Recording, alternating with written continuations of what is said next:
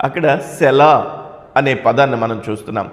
సెల అనే ఈ పదం కీర్తనల గ్రంథంలో కీర్తనల్లో మనం చాలాసార్లు చూస్తూ ఉంటాం.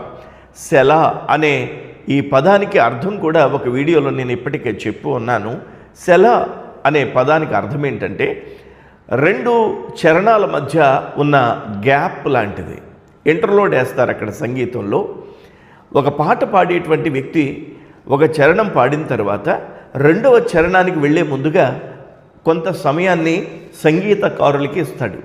ఆ సంగీతం ఆ మధ్యలో ప్లే చేసిన తరువాత మరలా తిరిగి చరణాన్ని స్టార్ట్ చేస్తాడు గాయకుడు. అలాంటి సమయమే ఇక్కడ సెల అనంటే ఆగి ఆలోచించండి, ఆగి ధ్యానించండి అని అర్థమిచ్చేటువంటి పదం ఇది. 3వ వచనం.